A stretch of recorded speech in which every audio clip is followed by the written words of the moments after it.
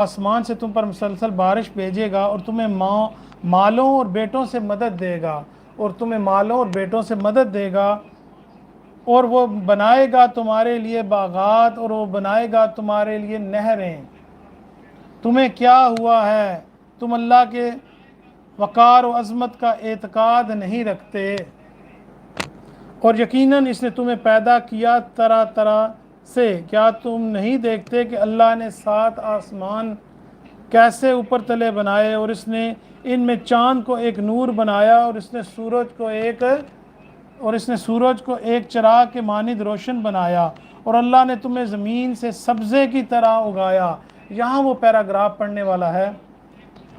عرضی زندگی میں پودوں کی طرح حیات انسانی کی ابتدا اور نشو و نما بھی کیمیائی اور حیاتیاتی مراحل کے ذریعے بیان کی گئی ہے۔ اب یہاں یہ ایک نقطہ سمجھنے والا، اجاز بھائی آپ بھی آئیں، کہ اللہ تعالیٰ فرما رہے ہیں وَاللَّهُ أَنبَتَكُم مِّنَ الْأَرْضِ نَبَاتًا،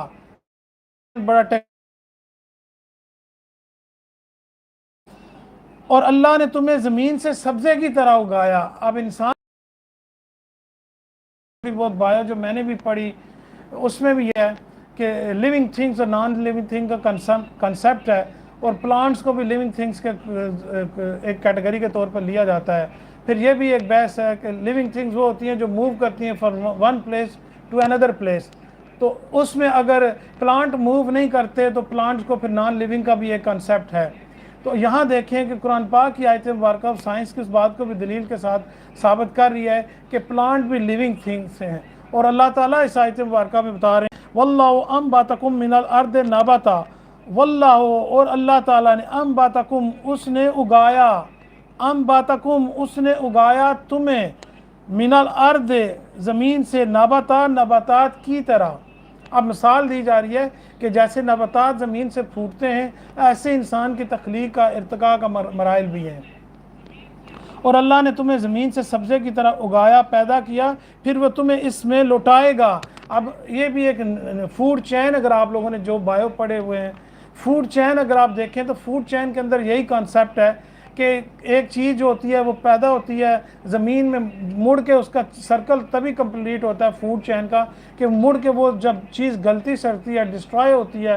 وہ فنا ہوتی ہے، یا یوز ہونے کے بعد اس کا جو ویسٹیج ہوتا ہے وہ پھر اگر گیسز ہیں تو وہ ایئر میں چلی جاتی ہیں، اگر زمین کے انگریڈینٹ سے وہ چیز بنی ہے تو وہ انگریڈینٹ زمین میں شامل ہو جاتے ہیں۔ ڈیڈ باڈی کوئی بھی ہے، کوئی بھی پلانٹ ہے، کوئی بھی دوسرے اینیملز ہیں، وہ دیکھیں مٹی ہی میں جاتے ہیں، تو ان سے جو اجزائے اس کے کمپوننٹس ہوتے ہیں وہ مٹی میں شامل ہو جاتے ہیں، اور ساتھ ساتھ جو مٹی میں شامل ہونے کے ساتھ ساتھ جو چیزیں وہ ایئر کے گیسز کی فارم میں ہوتی ہیں وہ گیسز میں ہوا میں چلی جاتی ہیں۔ تو یہ فوڈ چین ایک سرکل ہے جس کو ابھی اس آیت مبارکہ کی روشنی میں بڑے اچھے طریقے سے سمجھا جا سکتا ہے، جہاں کہ اللہ تعالیٰ فرما رہے ہیں اس آیت مبارکہ میں،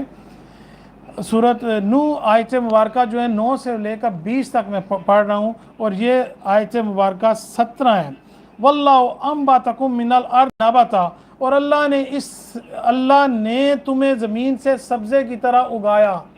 اور اللہ تعالیٰ نے تمہیں زمین سے سبزے کی طرح اگایا، پیدا کیا، پھر وہ تمہیں اس میں لوٹائے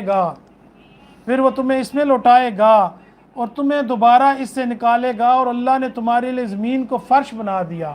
اور اللہ تعالیٰ نے واللہ جعل لکم الارض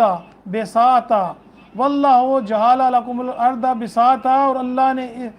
اللہ نے تمہارے لیے زمین کو فرش بنایا، اور اللہ تعالیٰ نے تمہارے لیے زمین کو فرش بنایا، بساطا لتسلکوا، تاکہ تم چلو، منہا اس میں، تاکہ تم چلو پھرو اس کے کشادہ راستوں